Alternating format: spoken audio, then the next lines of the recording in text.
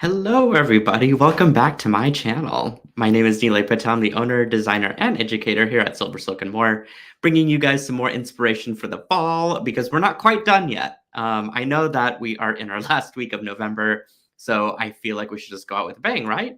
Before we get into the holiday season at its fullest, and you'll be hearing Mariah Carey everywhere, in every store department, in every online ad, everything. So I just want to savor this moment a little longer before we get into that. This is going to be the last week that I have the current items in the pop-up shop. I just added a few new things. In case you're interested, you can grab that from silversilkonline.com. And today's tutorial is kind of going into asymmetry a little bit. I know a lot of us are uncomfortable with that sort of design aesthetic, but I think it is one of those that really needs to be talked about. And I think it's so fashion forward and so fun to do. And once you get all of the components and all of the different pieces, parts and pieces kind of working out correctly, it becomes such a fashion statement. So I put together a design that I'm really excited about. I want to teach you guys how to make it. It takes no time at all to make. It's a very simple stringing and a little bit of wire wrapping involvement with it, but it'll go together very easily. And you can use up all those last bit of items that you have from the last pop-up shop, in fact, too. So this is a live show, so we're probably going to be chatting with some people here back and forth a little bit. If that's not your jam, do fast forward through some of that stuff. I'm going to say good morning to Stephanie, and Miss Teresa and Greta are in the house as well. Lovely to see you, ladies. I am actually going to pop my camera down to my work table. Hi, Leanne. And I'm going to go through the tools first that we'll need for today. So I have got a pair of chain nose pliers from Wubbers. I've got some round nose pliers as well. And I've got a pair of crimpers. This is from Xuron. And I've got a pair of cutters that I use for beading wire and craft wire. Works great for SilverSilk as well. And so you'll just want to make sure that you have a dedicated pair. That probably not the best idea to cut beading wire with, because I prefer to have something sharper for that. But I will say that my Lindstrom pair has held up very well over time. I've had these for about 12 years, and they've cut all sorts of atrocious things that I've used them for and still have remained pretty good, pretty sharp. There might be a couple other tools involved, maybe not, but we'll set those four out to the side. Oh, actually, I do have one more. A pair of wide nose pliers that have been dipped in a product called Tool Magic. Tool Magic makes the tips of my pliers rubberized so that I don't cause any sort of scratches or nicks to the SilverSilk findings because they're so smooth. And it also provides a very good grip for holding the findings and positioning them while you're crimping. So I'm just going to have these out to the side as well. Let's talk about our materials. So we'll need some soft flex copper beading wire. I have this in fine. You can use medium if you want to. I think what I ended up grabbing was fine, but I intended to have a medium size. Oops. That's okay. We're going to work with fine, and I've only got a little bit left anyway, so I need to use it up before I buy some more. With that, you'll need some of their crimps. I have it in gold and silver currently. Lots of gold here that I'm going to use. I only need 2 for today's project, so I'm going to have those out to the side. For the beads, well, actually, let me talk about this first. You're going to need 10 head pins. These are going to be used to create little baubles that will attach to our necklace design. And so I've got a bunch of beads here that have been pre-wire wrapped. I'm going to demonstrate how to do one with you guys. And then from there, it's just rinse and repeat.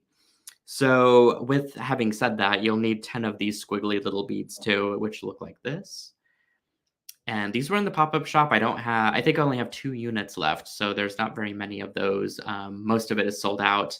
And again, this is just producing ideas, more design ideas for you guys to do with the beads mostly. And if you've got something similar in your own stash, by all means, this is a wonderful exercise of doing that. Hi, Shira. And Samia is here from YouTube. Miss Anita and Kimberly are also over from YouTube in the house. Lovely to see your names pop in. And hello and good morning to you. Let's see here. We've got these beautiful, I can't get over these because they're just so amazing and I must use them in all my projects for fall. The pressed glass, Czech pressed glass, and it's got sort of a orange, red, and green combination. It's hard to see actually whenever, unless I guess I lay it down, it's a little bit more visible. But they're all different. They all have different patterns and different hits of color within them. Sadly, I am all sold out of these, and so for those of you that did grab some, congratulations! You have some of the most beautiful fall press check glass that you can ever have. And I'm going to be using that in today's design. You might, again, have something similar at home that you can use. Just flesh out your best color palette and bring it to the table and just follow these simple instructions. So I'm going to have those out to the side. I'm going to need also 10 of these little drop beads. These are the chestnut colored ones, are matte finish. They are top drilled, and they're just going to add a little bit of extra swish to your design. A little swash, swish and swash. I don't know what I'm saying. But they're going to add a little movement to your design. And so you can definitely have those out to the side if you want some extra texture. I've also got some size 8 seed beads in the mix here. These are the brown tavertine finish. They don't attract a lot of attention, which is great because they're going to be used in between the Czech glass beads right over there. And so they're just going to be used as spacers that are going to disappear into your design. The reason is that I think if the Czech glass were all together, it kind of just blends into one. And I want to make sure that they're spaced a little bit apart so that each of the beads can be appreciated. What else do we have? We've got these little jump rings. Now let me explain what these are for, because they're not like my regular jump rings. These are actually a lot thinner than the ones I have in the store regularly. But I did add these to the pop-up shop in all 6 different colors. These are thinner than my jump rings, and the reason for that is that we're going to use them as not really wire wrapping these the drop beads, but we're just gonna actually string them right onto the jump ring. And these are brass core with high quality metal plating. And so you do have a very precise cut. They're not like the ones that you make yourself, because trust me, I've made plenty and they're not great. But these are pretty wonderful for holes that have a 1 millimeter or so size. What you don't want to use these for is anything that is clasp or weight related. And so if you're using these to embellish, which is what I'm doing here, what I'm going to do is string these right onto the beading wire. And so there's not going to be any weight associated with the jump ring trying to hold something together. It's just used as a bauble. And so again, I just made a bunch of those. Let me grab those real quick from my table so you could see my collection of all the baubles there. I've got all of my jump rings attached to my drops, as you see here.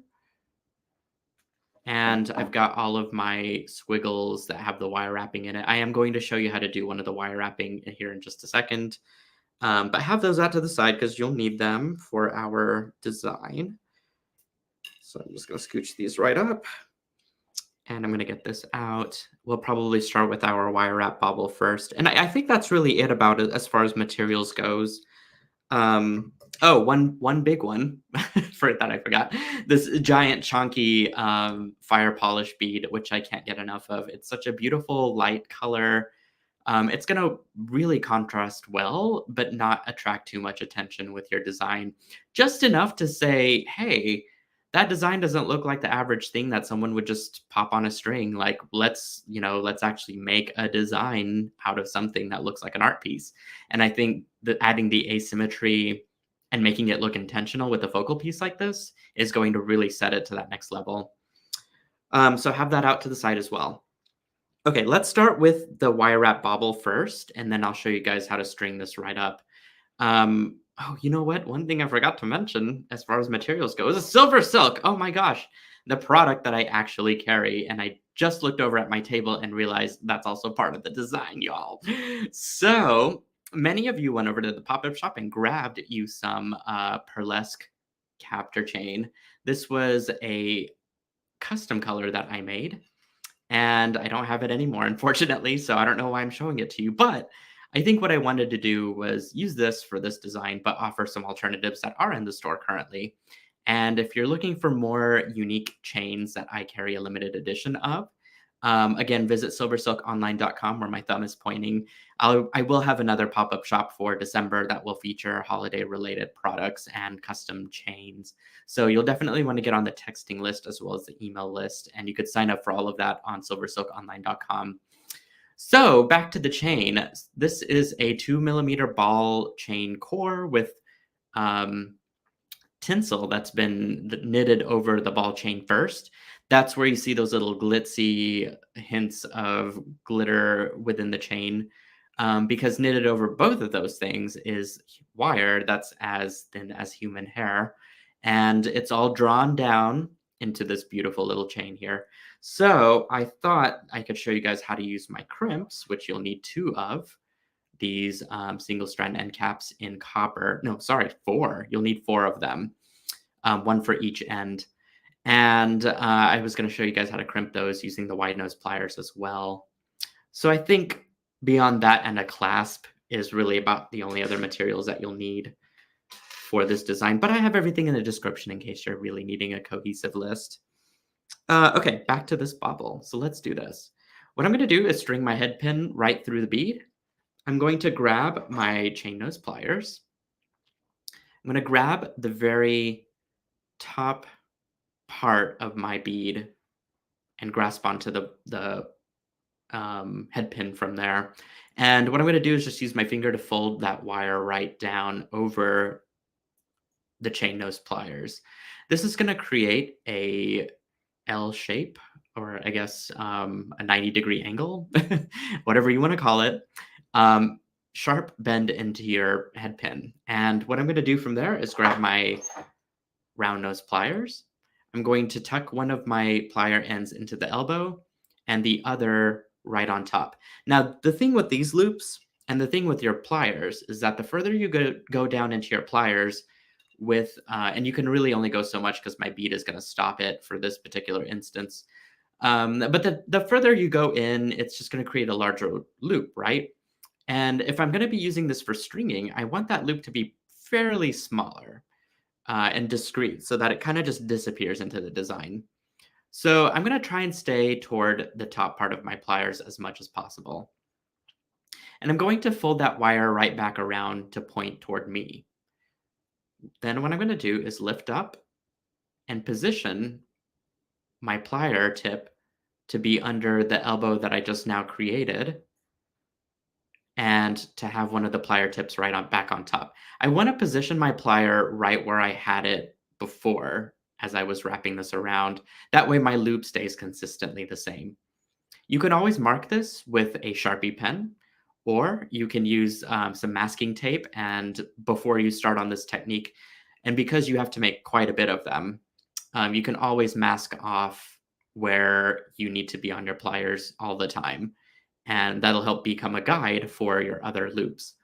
So at this point, I'm going to take what's pointed toward me and flip it back around away from me.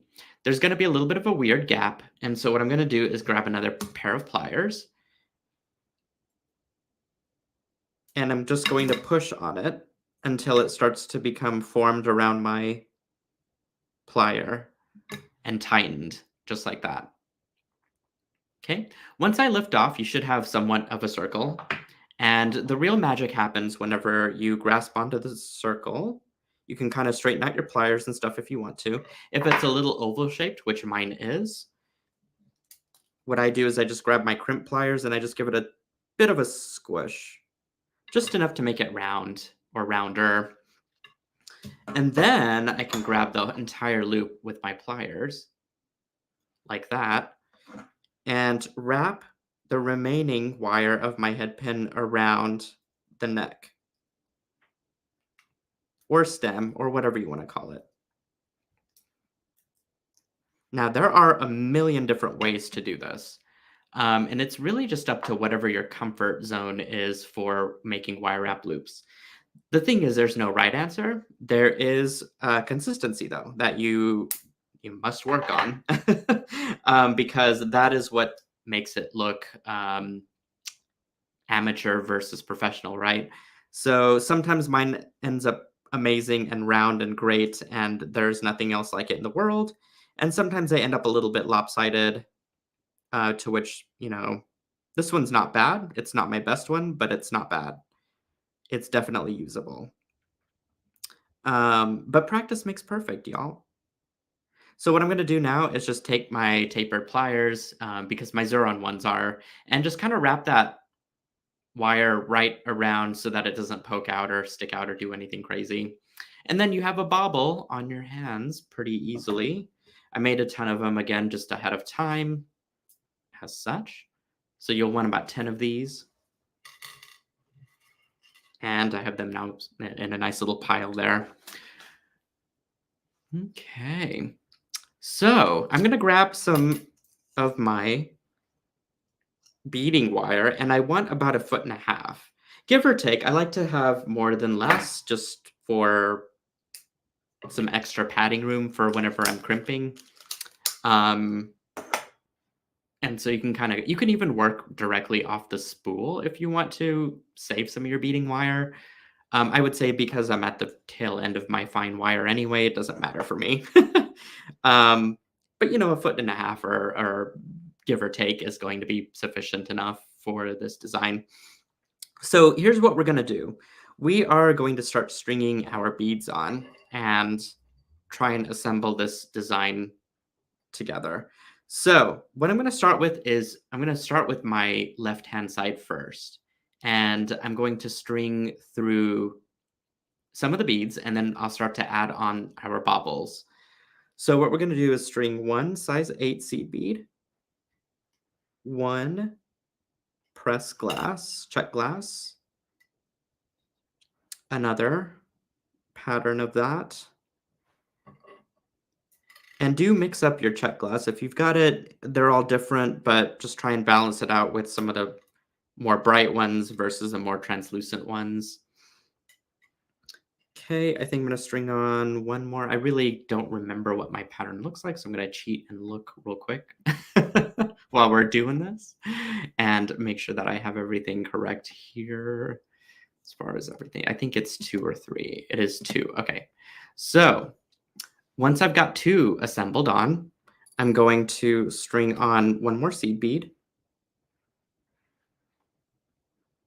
I'm going to string on a drop and then a squiggle.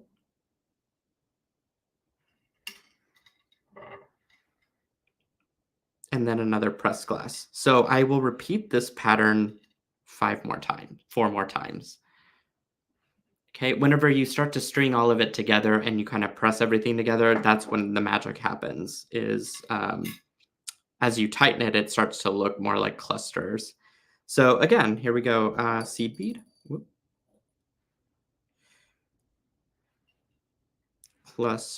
Drop, sorry, a squiggle, and a press glass. Nothing to it. I mean, it strings up so beautifully. Okay, seed bead, drop,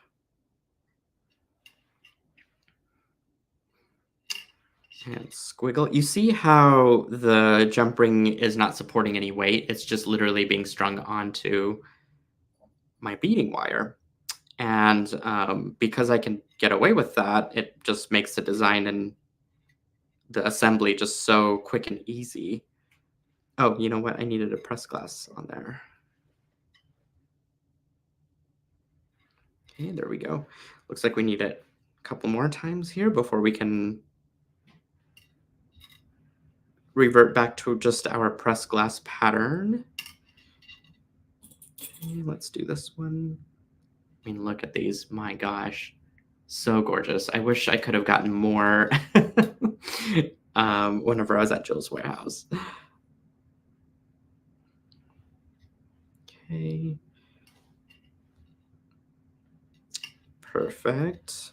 Do another one of these. So I believe the pattern now is we're going to do 3 of just the seed bead and pressed glass by itself. And the reason for that is that this is going to balance itself out by creating that space around the cluster that we just did. With asymmetry design, it's not just about having two different sides, it's about keeping your eye moving throughout the design. And so you create these little pockets of space that add a little extra attention and appreciation to one side before moving on to the next one. And then your eye just starts to rotate around and around. That's what creates the magic of asymmetry. And really, any design is more about not stopping at a certain spot necessarily, but it's more about keeping your eye moving around in a very aesthetically pleasing way. And I'm going to cheat one more time and look at what my pattern was. So yes, it's 1, 2, 3, 4 total. So I need to do one more without anything added. And then I believe I had my large fire polish crystal. This is what's going to, like my eye goes here and then it's just like, boom, this is a new thing over here. So let me go up this design now. And so here you can start to add your drop, your little squiggle, and then I believe I had a pressed glass thereafter. Nope, I had a thing in between. Okay, let me back up here. Okay, I'm going to start with the seed bead first, and then drop, squiggle, press glass. Okay, seed bead, drop, squiggle, press glass, and one more time. Drop, or actually two more times. Squiggle, press glass. And I believe the idea was to end on some squiggles. So actually, I might not need that last press glass. Yeah, I'm going to leave it off. Because I'm going to have 3 over here, and I kind of want my eye to just end abruptly with the squiggle that I just made. And then to make crimping a lot easier, I'm going to actually put in a seed bead there. And that way, whenever I go to crimp this, it should just all fit quite nicely together. But isn't that pretty? It just kind of reminds me also like a wreath almost with like leaves and stuff kind of floating around it. I don't know, maybe that's my silly imagination. But that is the stringing portion. So I'm going to set this aside for now, and we're going to talk about SilverSilk. So I have got a strand of SilverSilk, and I've got, a couple of single-strand end caps. And so you'll need actually a total of 2 strands of this. And so I've got, yeah, let's do that. Okay, I've got 1 strand already done, and I'm going to do the other one with you guys. So at the ends, what I'm going to do is just kind of pinch it together.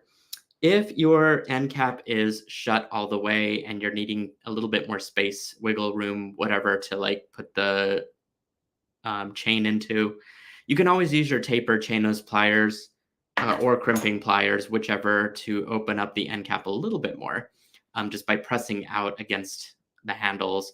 And even that 1 millimeter opening, like extra opening inside, it makes such a world of difference.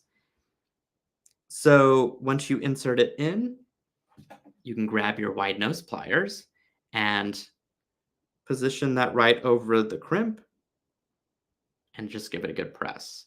What you're looking for is to make sure that the seam of your end cap is closed all the way on both sides. And then you just give it a good tug, but the teeth inside of the end cap are holding everything in place. And so you don't need glue and you don't need any special tools, well, other than your wide nose pliers. So now all you do is measure up to the length of whatever rope you want, size-wise. And I've got a pretty smaller standard size for me, at least. I know the necklace isn't for me, but I think if I were to create something about the 20-inch or the 18-inch necklace size, this would probably be about 6 to 7 inches. And the rest of it would be your strung beaded portion. But if you're making this for yourself and you might want a different necklace size, then you can, of course, just use as much beading wire or even SilverSilk as you want to and cut it to the length that you're most comfortable with. Again, in this case, because it's about an 18-inch necklace, I'm going to stick with the, this is probably honestly closer to 6 inches in size. So I'm just going to go ahead and cut that right off. I want to leave a little bit of extra beads of the ball chain at the end because it is going to go into my crimp as well. So having said that, I'm going to grab my crimp. I'm going to grab my wide nose or chain nose pliers, open it up a little bit, and then grab my wide nose pliers. You can also preemptively do this if you kind of position your pliers to be within it. I have the logo side face up, by the way, because whenever I flip this around, I want to make sure that both of the sides of the logos are facing up in my chain there. And so I'll probably flip this around carefully, keeping it on the ground until I'm ready to insert and squish. Okay. If you've got a little bit of wire sticking out on the sides, you can easily trim that off. Looks like that was just a little wire fuzzy, as I call them. Sometimes they're just at the ends. You can pluck them off. They tend to get in the way of crimping, and I think I just got lucky this time. So here I've got 2 beautiful strands of SilverSilk ready to go. And now I can kind of connect everything together. So I'm going to grab my necklace. And probably a good idea to have this on bead stoppers, which I don't actually have any out here at the side with me, but I'm being extra careful and making sure that nothing runs off the table. I'm going to grab 2 of my crimps, and we're just going to do some standard crimps, standard crimping with our crimps. And I'm just going to use my crimp pliers and not the magical crimpers today. Also, because I'm using fine wire and not the medium-sized wire, the crimp pliers, magical crimpers, require more stuffing inside of the crimp in order for it to crimp correctly. And so the finer sized beading wire, you probably just want to make a standard regular crimp. Okay, press it into the divot at the very end to create that V-shaped notch, and then give it a good press to shut everything together as such. And you can either string through your beads again with the extra remaining wire, which is just as easy, and then push everything down. Or you could cut it off. It just really depends on you and how you want to do it. Okay. String on our next crimp. String on our other SilverSilk end cap. Whoops.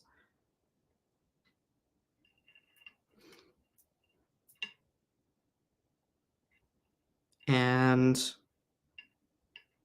I will probably just go through a little bit here if I can comfortably. Yep. And push everything down. Now, I don't want to be super tight again with the crimping. I want to make sure that it is curving the way that I want it to, very nice and flexible. And so I'll leave it on the table. I will look around to see if there's any big outlying gaps, which there are not. And then I'll just kind of carefully pick it up and create a crimp.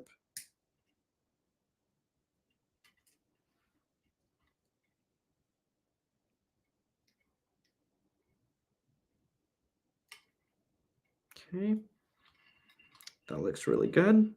So I'm just going to give it a little squish there. A little bit hard to do on camera because I'm having to turn away since the camera is directly on top of me. But now I can cut away all of this. And believe it or not, you guys, I do have a clasp out here to the side. that I need to unhook and refashion onto this. Let me open up that jump ring real quick. Okay. Sorority, don't always have a clasp on hand, but we got lucky today. So there we go. And this is one of the lobster clasps from my store, which has the same plating as the end caps. And so everything looks nice and consistent across the board. And that is my design, you guys. Like, look at that. Just a sassy little piece. Some really fun asymmetry. Gives an interesting look and feel for fall. I think teal matches with everything in the world, but that's just my personal opinion on this. Let me, in fact, kind of back away and show you the design in its full form here before I turn the camera back around. So pretty. But again, like, we just kind of start and we rotate our eye over and over again to get this really neat design. And it just looks really wonderful when you're wearing it. So I'm going to flip the camera around to my face, say probably some more hellos. Hi, Debbie. Hi, Rita, over from YouTube. And Miss Harley in the house. Hi, Julie from Facebook. Lovely to see your names pop in. I always enjoy talking to you guys or talking at you, I guess, because I'm instructing. But it's always, I read the comments on the back end too, and it's always so much fun. I hope you enjoyed this design as much as I did teaching it to you, and I hope you'll give it a try. Again, there are the last bit of remaining beads in the pop-up shop. I encourage you to grab them while you can because there are only 1 to 2 units remaining of each of those colors. Crazy how they flew off the table. I also want to say thank you for the incredible support that you've been showing SilverSilk and More here lately. Everything is for the small business, and what I do is just power my company with more and more interesting and innovative ideas and products. And that's thanks to you guys. And it's so much fun for my creative little heart and fulfilling for my soul. And the fact that I get to share it with you guys is just incredible because we're just one lively, amazing community. So with that, I hope you guys have a wonderful rest of the weekend and stay safe and try and go outside and find some leaves to play in because I probably will. And I guess I'll see you guys at the next tutorial. I'll have my new pop-up shop at beginning of December 1st, and I'll have some incredible new products and some wonderful new tutorials planned for that as well. So I will see you guys again very soon. Hugs. Love you all. Mwah. Bye.